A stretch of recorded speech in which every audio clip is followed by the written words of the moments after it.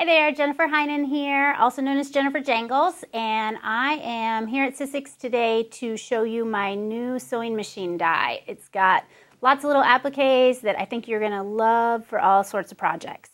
Here it is, finished, laid out, and ironed onto the fabric.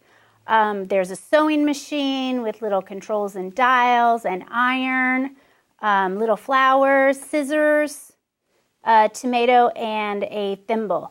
All of these can be, used individually on projects or together all as one, arranged in all sorts of ways.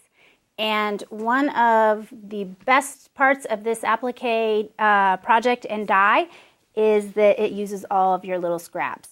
And what I've done is just gone to my scrap bin and pulled out all sorts of different colors of fabric and ironed on paper-backed fusible webbing.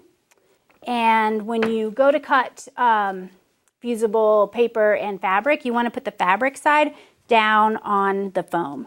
So you just run it through your machine, peel off the paper-backed webbing, and iron it onto whatever project you're working on. What I like to do is start with the larger appliques, lay them down, kind of iron them in place, and then go back in and put the little circles and stripes and things on top and iron those on. You can use thread that coordinates with all the colors to top stitch around if you'd like, or you could use all black or all white. I'm a big fan of using all black thread. I think that really makes it pop. If I'm going to do this on my sewing machine, what I would do is stitch over all the raw edges, but then I might stitch in a little needle. I might sew in a few little pins on the pin cushion. You could even make flower vines that connect the flowers around. Sky's the limit.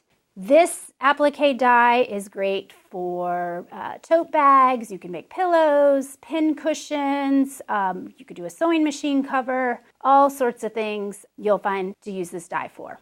I hope you have lots of fun and look forward to seeing what you make.